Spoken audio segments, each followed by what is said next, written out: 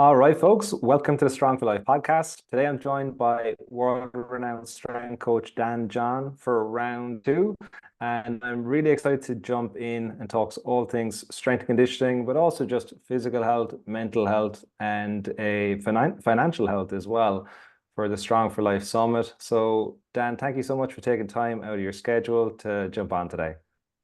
Absolute pleasure. It's good to see you again. Yeah. Great, mate. So before we hit record, you were saying that you just come back from traveling in Europe. Yeah. I was in England and Denmark. Yeah. Great. So one thing I think would be a good place to start with is you've traveled a lot throughout your career and would love to know like how you prioritize your health and your fitness when you're on the road, when you're traveling a lot. Let's do it. Let's start it and let's get going. That's a good question.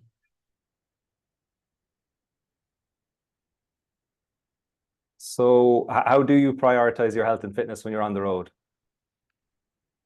Well, the first thing you have to do, I think, is, there is, it's funny because it's mental. It's the attitude side. I really think it's important to start if I'm leaving next Wednesday, I'm going to start preparing. Like, I'll probably do a first pack a week ahead of time, especially on extended long, like it for me, a European tour. Because by doing those simple small things, by making sure I have my passport where it needs to be, I have my international power pack right there. I've got this thing and I've got that thing.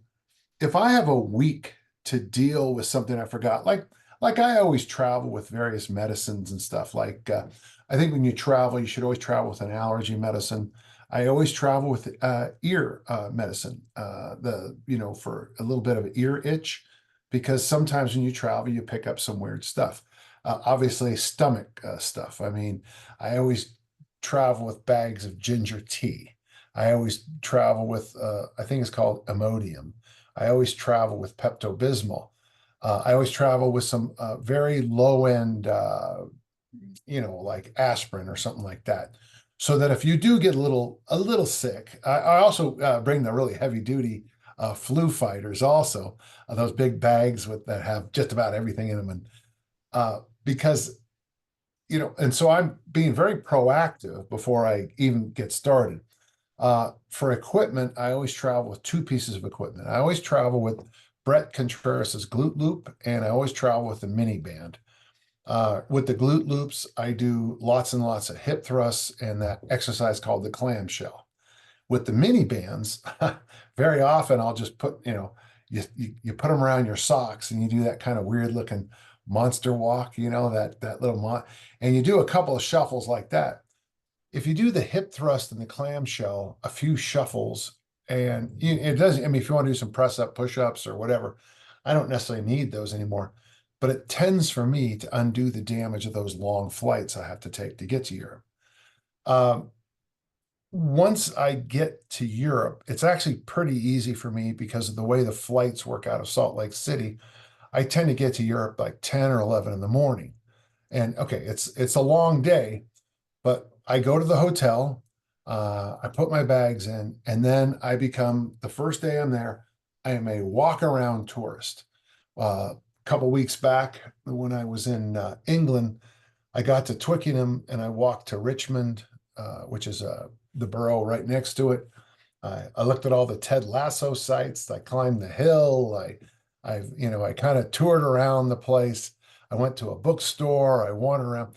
I got a 9 mile walk in the day I got there. Now I was jet lagged, but by walking 9 miles, by doing my glute work, by doing my monster walks, by the time I went to bed that night, and I went to bed early, I slept 14 hours and I undid the jet lag.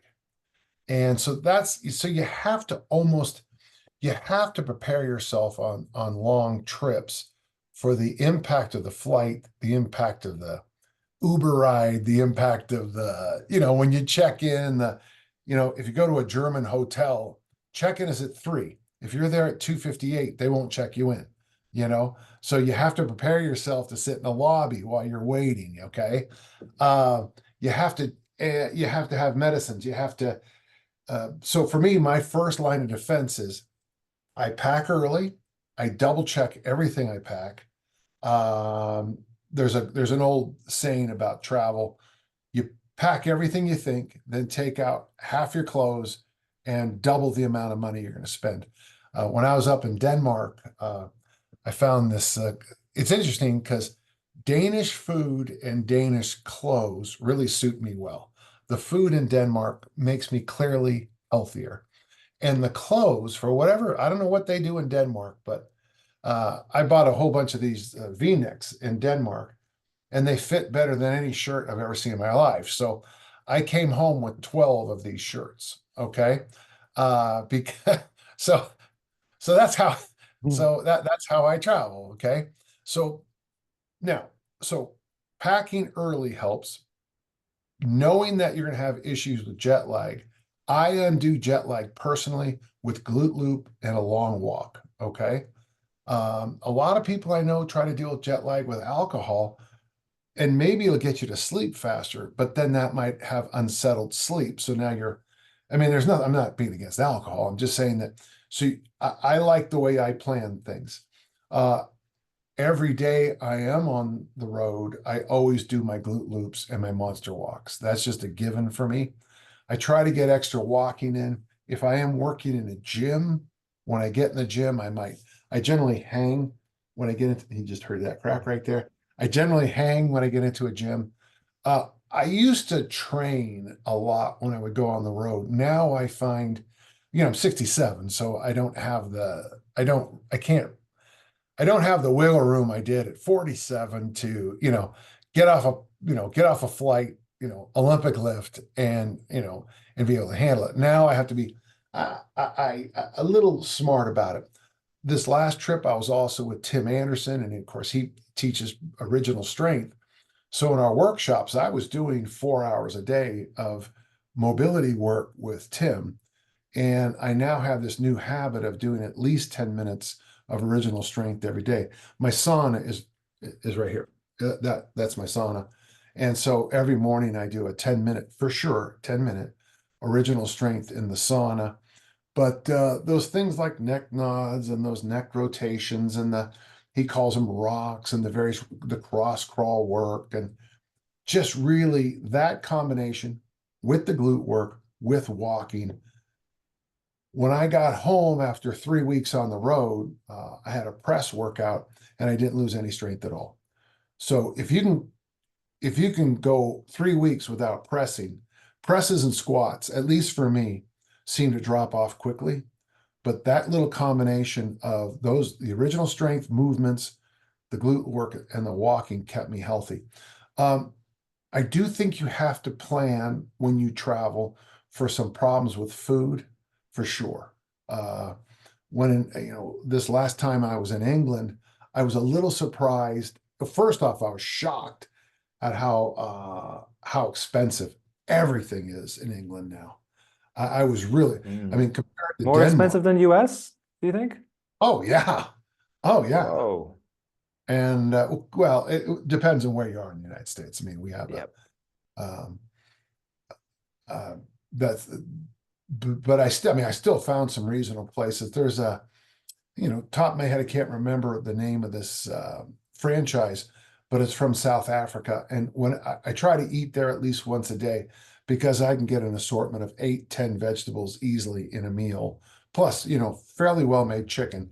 I don't remember the name of it, but so I'm very conscious of my eating on the road, because if all you're going to do is eat, you know, uh, fish and chips the whole time, it's going to have an impact on your gut. Which isn't necessarily a good or bad thing, but it is there is going to be a catch up. There is going to be you have to pay the piper, somewhere along the line. But thanks for asking that question, because it's something I take very seriously. And also, too, another thing, I try to travel with just one carry-on bag, no matter how long I'm going to a location. So I think about that kind of thing, how to load everything into one bag. It's almost for me, it's almost a contest for me. course, if you know me, everything's a contest, but that's how I do it. But thanks for asking, Connor. It's a good question. Thank you. Do you have rules around like time that you'll be willing to go away for, like from a disruption of your schedule and everything like that? I like to have a lot of lead time on, like, for example, if I'm going to go away for a month, let's see, last year I went away for 1 month. I've been out of the United States up to 2.5 months a year. And I gotta tell you, you got to keep those. If you go twice a year, you got to keep those months away from each other, maybe like June and November or something like that. Because the number of things you have to catch up to in your home, in your family life, in your business life after being gone for a month. Now, the nice thing is now, of course, with the internet, most of what I can do business wise, I can keep up with. But all I can really do is keep up. I can't really, roll ahead very much. Uh, I need a while. Now I have years ago, it's funny, it was 10 years ago, I think. I got a call from Strong First. Their CEO, Mark Toomey, said, uh, Strong First didn't have any masters who were healthy enough to teach a certification, which I thought was hilarious, because all these fitness groups always struggle because the people who teach get hurt, doing all this crazy stuff. So he said to me on a Monday, he asked me if I could be, no, maybe it wasn't a Monday. It might have been a Friday. He asked me if I could be in Belfast the following weekend to teach a kettlebell certification. And I got to tell you, there's not many people in the world who can rally up a plane ticket and go over and get out to another country. But I will say, the best part of that trip was my daughter was studying in Spain at the time, and she flew over and did the certification with me. So that was a win-win. So if I can do something like that, if I can see my daughters or see you or see my friends, it's a lot easier for me to make a real quick turnaround, if that makes sense. With this Hmm. last trip, because I had Tim and I both came over from the United States, that just took a little bit more time. And it was also a multi-country thing. So, organizing the from here to there stuff is just a little complex. It's not bad, it's just a little complex. Um, One thing I think if you're a coach or of any kind, I think if you apply the tools you use in your career to travel and business, it's the toolkit you learn from coaching is a great toolkit for business and travel and life and life itself. Um, the biggest lesson I keep relearning, Connor, in coaching is what Coach Mon told me in 1977, 47 years ago. He said, little and often over the long haul. And a lot of people miss that last part, the long haul. So for me, uh, if I start my packing a couple of weeks early with, making sure if sometimes things break or, you know, nowadays, I don't know if this is an audible or a video too, but if I need to bring this silly thing on a road trip with me, that's an adapter, eh, you know, very often I'll buy another one just for the trip, just so I'll have one at home and one for the road. The adapter, I have to either go to the store and get one or buy one online or whatever you do. But it's really nice to buy the adapter 3 weeks ahead of time instead of 3 hours ahead of time. So it's constantly the same lessons, little and often over the long haul. So when I am going to dedicate myself to a long road trip, I try to work on that road trip literally every single day for a month or two going into it. Nothing crazy. It can be something as simple as, like, on this last trip, I had packed all my shirts and all my underwear. Oh my gosh, it was probably 2 weeks ahead of time. I had my the little bag was completely filled, and I really tightly folded all my V-neck shirts and my Saks underwear, and just had this little bag about this big with just stuffed in there. But the nice thing was I didn't have to worry, I just survived for a week or two without those shirts and made a go of it. Yeah. Yeah, I think just there's so much anxiety and worry uh, from a lot of the stuff I think that you're just saying around planning and preparing would probably avoid. Uh, with so you jumped out there, Dan. Um, but it's have you seen an increase in the kind of last minute way people are over the last however many years? Do you think it's getting worse? Well, when I got back from the Middle East, I was really struggling. I'd lost 40 pounds, almost 18, 19 kilos to a liver parasite. And I was very sick.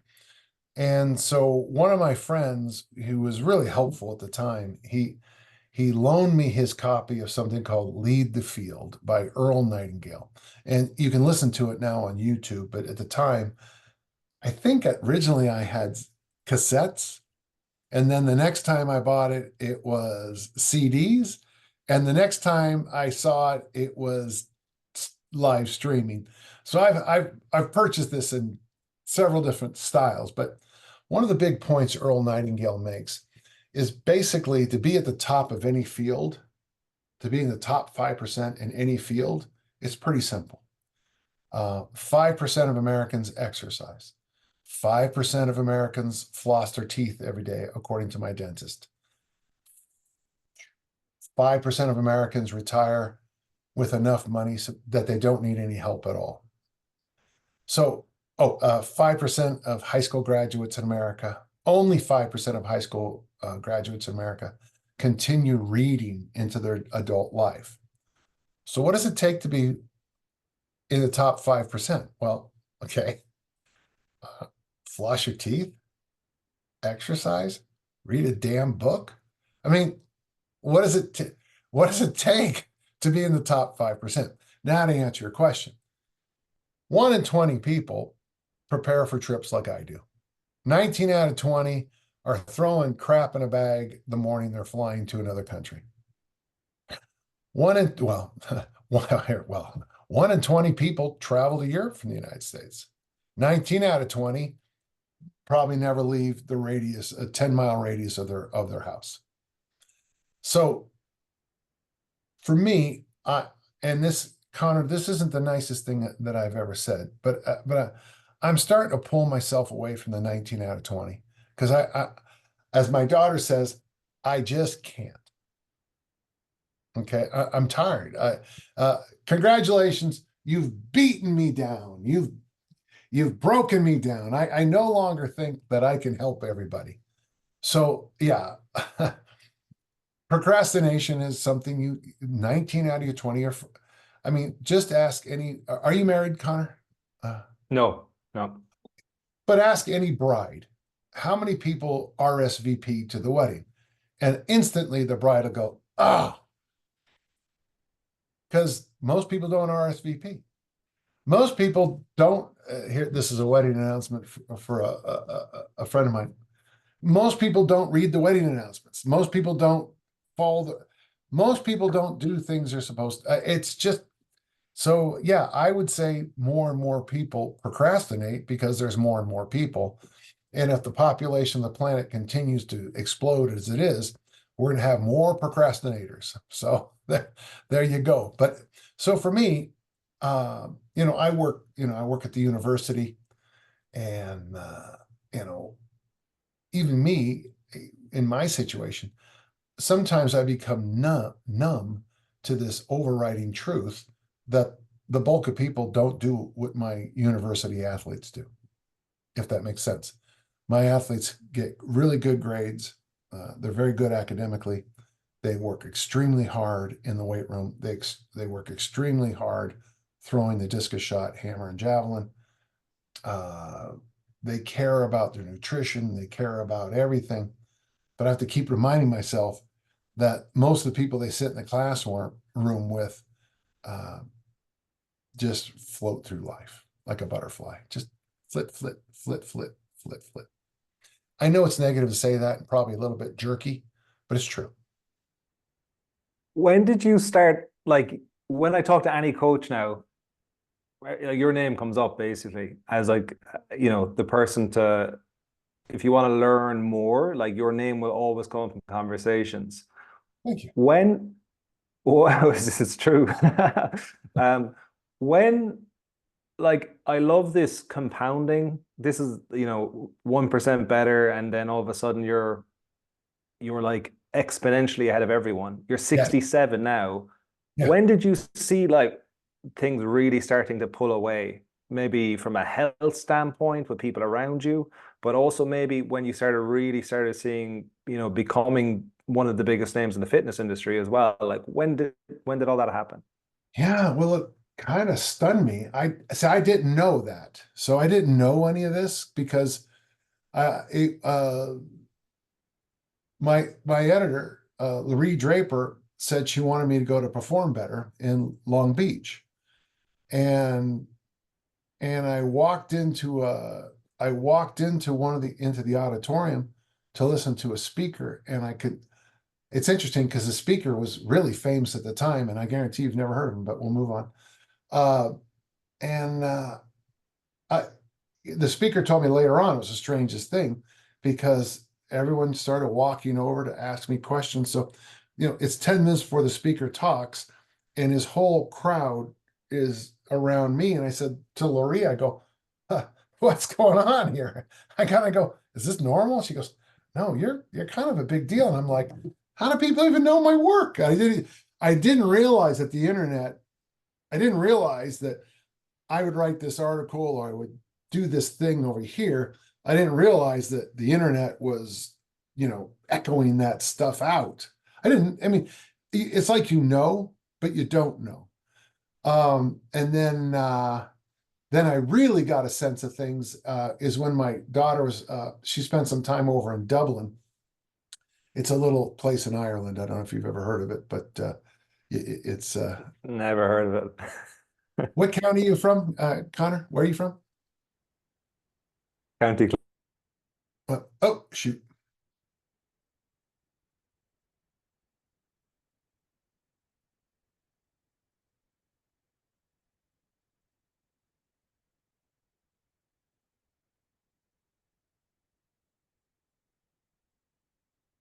Just popped off. We'll pick right up. It's okay.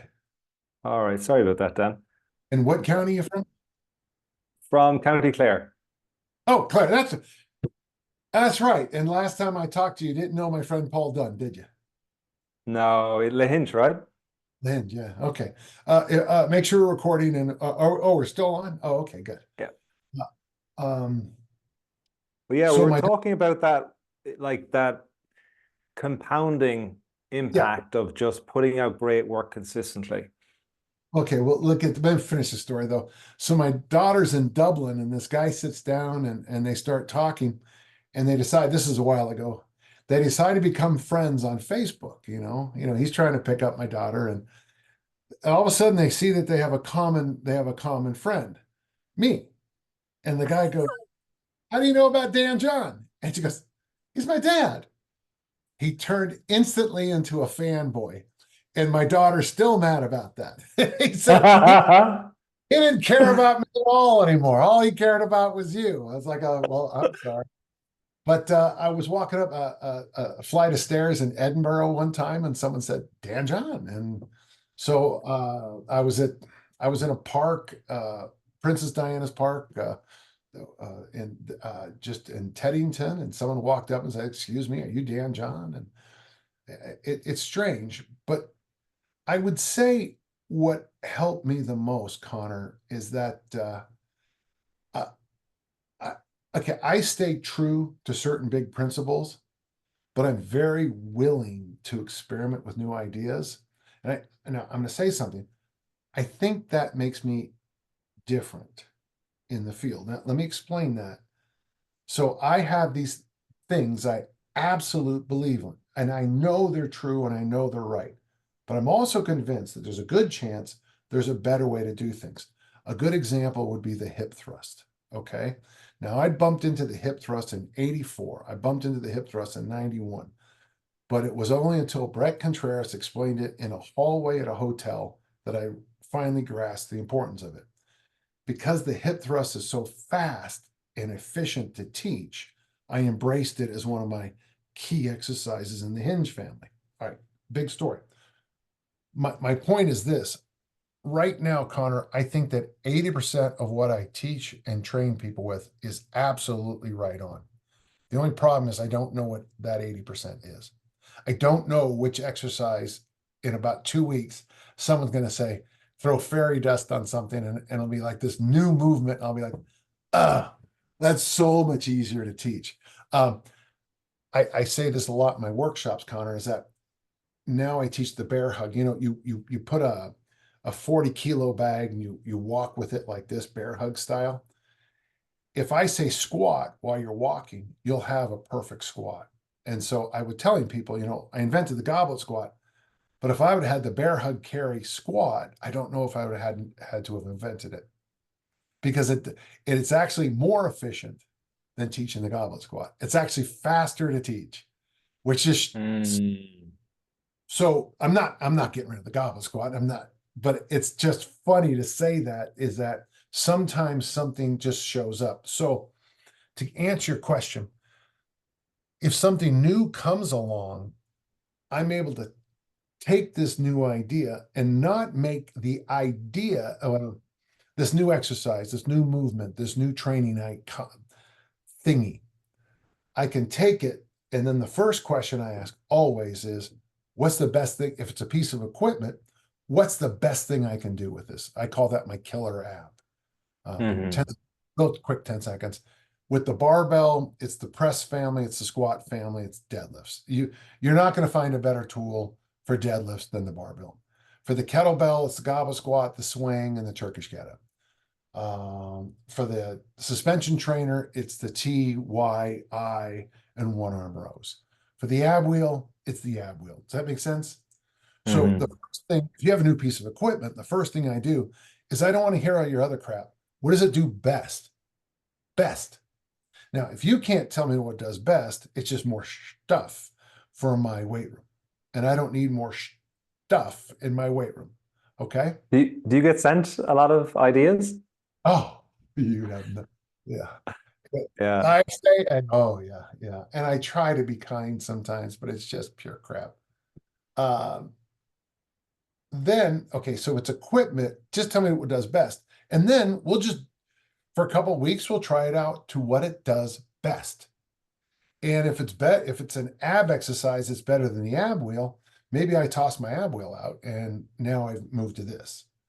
I thought the suspension trainers were nonsense until I did the single arm row, and I went, that's why you do this exercise. That makes sense.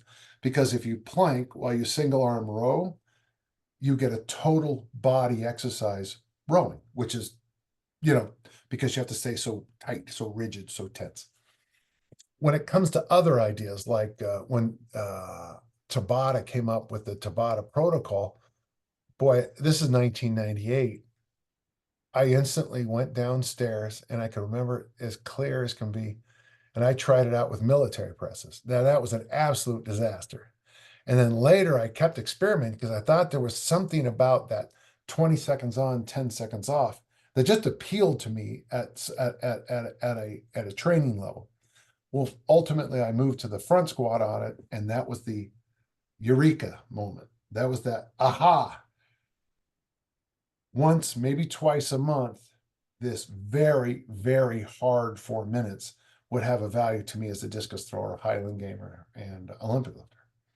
So for me, I think one of the things that's helped me so much, Connor, is I have an ability to pull in new ideas. And honestly, Connor, I think it's because I know what to plug them into. I don't just take this new idea and throw out everything else we've been doing for successfully. I started lifting weights in 1965. So next year will be my 60th year lifting weights. Wow. So when you lift weights for Amazing. 60 years, you kind of get a sense that certain things work. Doesn't mean they're sexy. And a lot of your clients can be like, well, look what they're doing. That's got to be more. Look. I read an article a couple of years ago, and it's been very helpful for me. there was an American TV show called The Office, based on the BBC, The Office. Mhm. And the show just got terrible toward the end. And the reviewer said this: when you take a periphery idea and make it central, almost always things are going to fall apart. And now it's true for the later years of The Office, but it's also true about what we do in training. So you go to, and listen, Connor, I've got the same disease that every listener has. I go to a workshop and I'm sitting there and I was like, oh, I got to do, oh, I've got it. Oh, I got to do that. Oh, oh, oh, oh, me. I got to do, I got it. And then you take it home and you plug it in and you you stop squatting, you stop deadlifting, you stop pressing, you stop walking, you stop eating vegetables, you stop eating protein because this new idea. And you fail miserably because what you should have done with the new idea was to put it in appropriately to where you need. So when you read my early articles, you'll notice that I think I have an ability to take an idea and make it fit alongside all the other overarching principles and ideas. You know, one of my biggest principles is the body is one piece. It comes from a guy named John Jerome in his book Staying Supple. But I believe that your O's are all one O. That's your physical, your emotional, your financial, your spiritual, your social, your whatever. All those things make you. And I make the joke all the time, if you have diarrhea, it's not a good day to max back squat, right? I mean, right? The body's one piece. If you've just had your heart broken by the love of your life, don't go out and start snatching heavy weights. And so for me, whenever I get away from something just as simple as that foundation, the body's one piece. When I move away from that, and I've done it, that's when the problems show up. Another one is I don't believe in muscles, I believe in movements. Okay, that's a big principle for me. So if you tell me that this exercise isolates and then pick up the name of a muscle, I'm not going to probably be very interested. One thing I want you to know, Connor, I have a new way of teaching, especially my throwers and any explosive athlete. You don't have 600 muscles. You have one muscle that's subdivided into 600 parts. And the idea is I want my athletes to whoosh and use the whole body in a beautifully timed movement. That will end up throwing the discus farther, popping more weights over your head than if you try to think like some people do. When people tell me that, like in the Olympic lifts, you got to pull your traps, I always think, well, you're not going to be very good in the lifts because there's a hell of a lot more going on than just shrugging your shoulders like I don't know. So that would be, I think, if I was to have a skill set, Connor, I think that's it. That I can add something new and not throw out the cliche time baby with the bathwater. Yeah. If you could pick 10 exercises that you have to do or to program for someone forever, what would they be? Well, when I was 14, I wrote in my journal that if I wrote 50 years from now, I wrote to my 64-year-old self, if all I did was clean and press and squat snatch, you would cover every single muscle. It's funny because my elite discus thrower, she does squat snatches and suitcase carries, which cover literally every body part. And it's weird to think that little Danny John in 1971 got it right. So I still, I would still, I've been saying clean and press and squat snatch since 1971. So let me just stick with those two. Yeah, I still think so. Now, and I said squat snatch, which is important. Obviously, one of my big things is, pick weights up off the ground, put them overhead, and carry them for time or distance. Those are three overriding principles. But when in doubt, clean and press, squat snatch, and there you go, and suitcase carry, and you've got yourself a really good program. Okay, is it perfect? Maybe not, but it's pretty damn good. Yeah.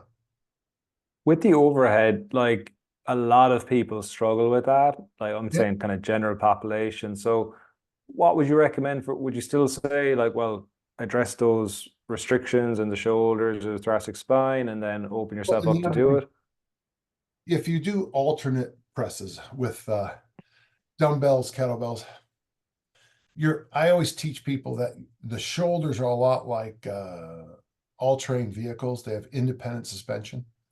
So if barbell presses hurt your shoulders, it's real clear you've got something wrong. Same person doing alternate presses won't feel anything. So sometimes just moving to the alternate press is the answer to all these questions. And the alternate press is really underrated, I think.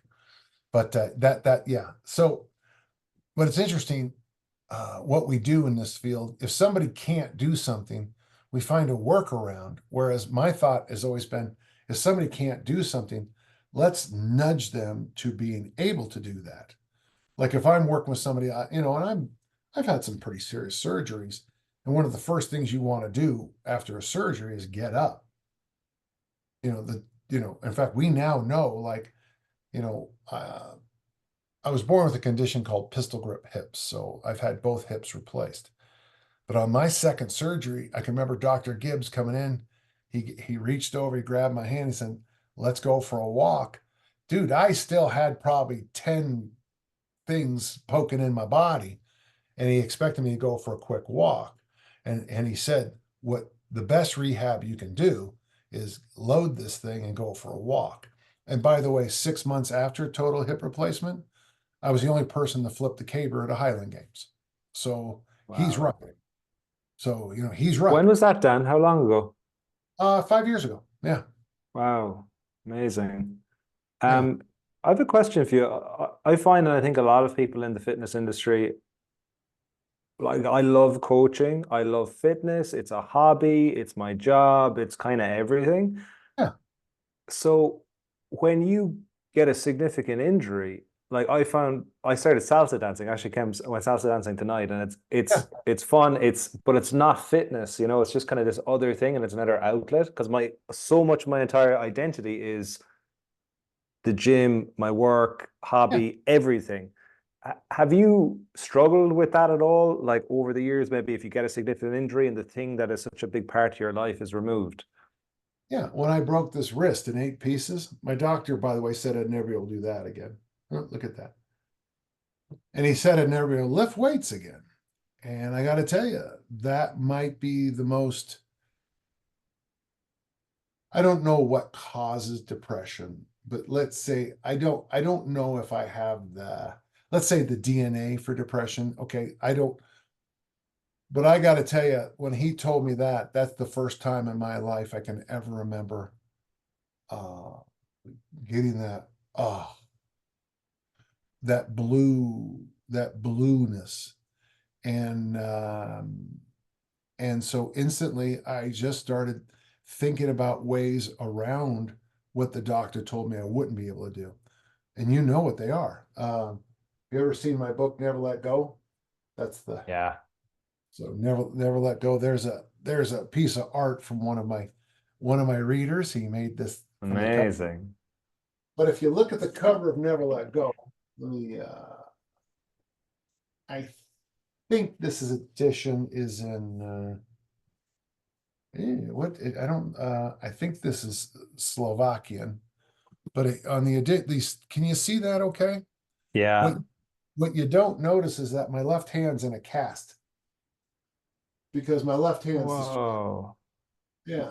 Most people don't notice that. No. So how old were you then? 43, something like that, maybe. It Okay, so it was like 25, 24 years ago. was 2001. Yeah, two. Yeah. Yeah. Um, so what I decided to do in 2002 is I would put a heavy backpack on and drag a sled. I put a heavy backpack on, pick up weights as best I could and carry them. This example was a bear hug carry. So I'm bear hug carrying a weight. I got a heavy backpack on, dragging a sled in the snow. So what you all know as loaded carries, and a lot of people thought that they've been around your whole life. That's when I invented those. Wow, that's super interesting. This is actually, I'd like to go down this road with you now because a lot of the people I'm working with now are late 50s, 60s, really struggling. But a lot of times they'll go to the doctor with some sort of an injury. The doctor's like, yeah, avoid stuff. And then they get weaker, they get higher risk, and like falls and all these things become more of an issue. Do you like what advice do you have? And this a lot of times these people haven't done anything for 20 years, maybe 30 years, then they have a fall, then they get scared. Um, and it's a vicious pattern. Like there's a crazy statistic, hip break over 65, 20% mortality rate in 1 year after that happens. That I thought is, I thought it was 25, but okay. Either way, right? It's yeah. it's a good chance you're going to die. Mm, So I teach over at the senior center here in town, which is kind of funny because I'm older than a lot of the people who take the classes, yeah. which is kind of funny. Couple things. Uh, Connor, you got to bring me over to a workshop because this is a big part of my workshop. Yeah. Uh, you know, first off, I think there's real value in the work Tim Anderson does with original strength. So look up original strength and pressing reset and these ideas of doing these, you do these easy movements like neck nods, and then neck nods translate into rocking on the ground to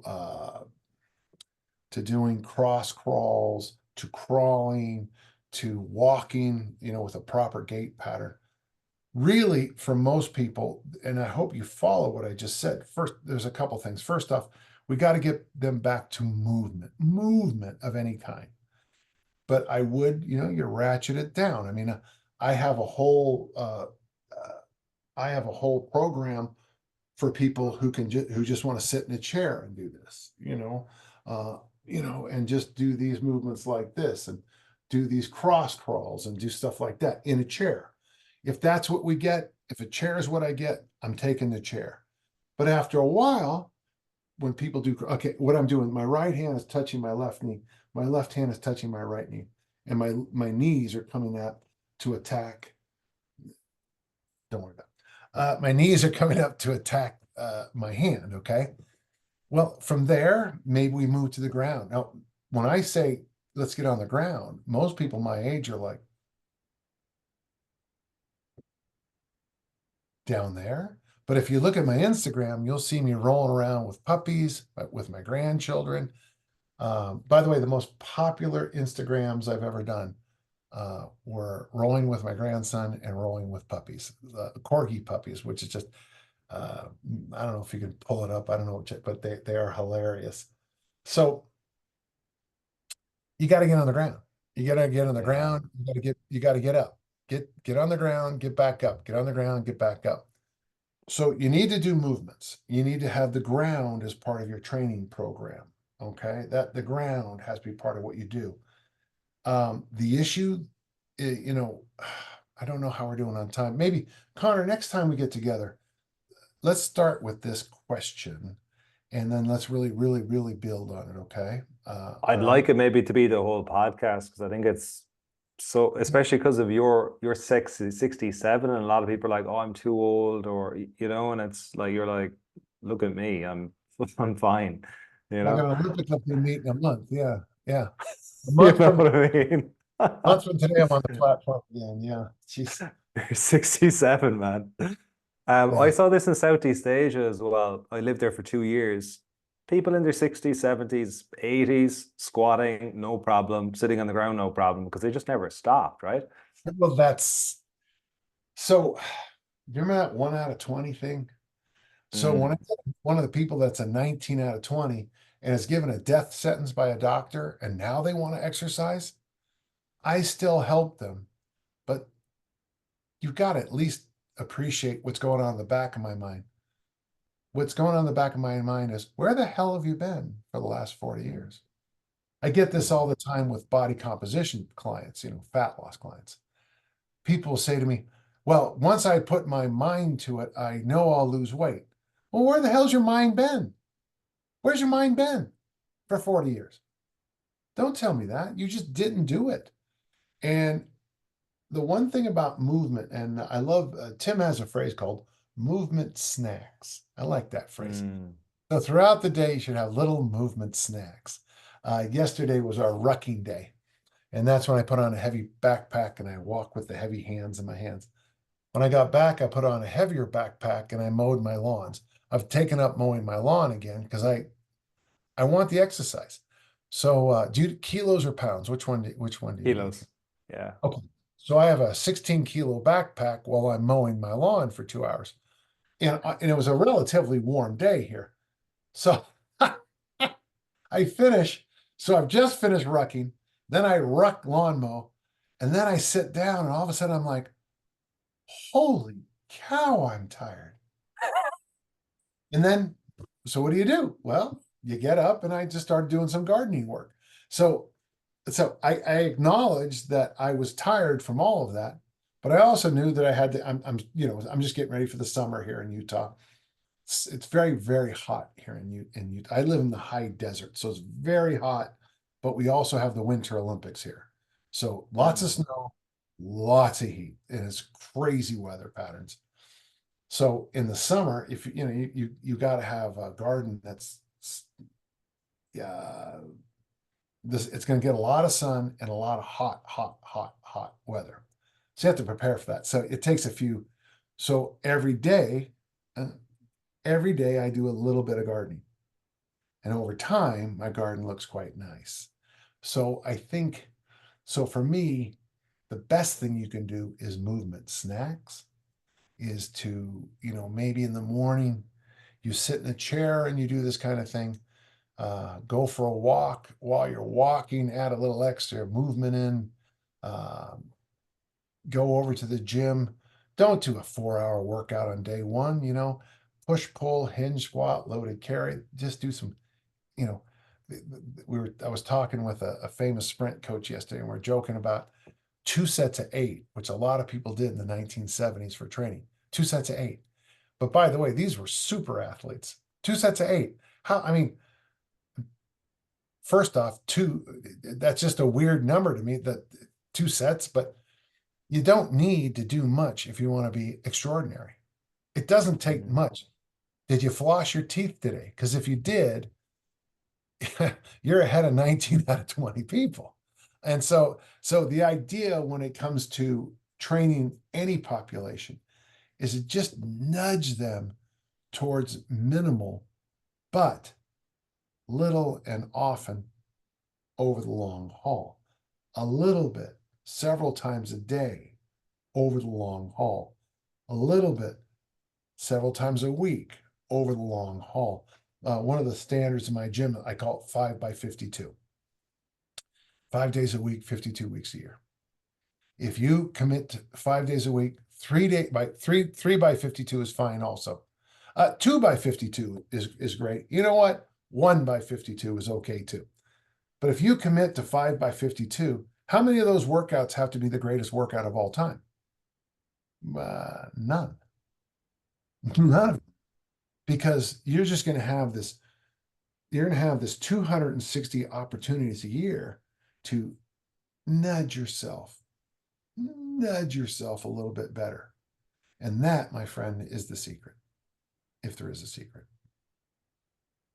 Amazing, Dan. That's such good advice. Like you just can't hear that. And I guess it's the same for finances. Put away a bit every week.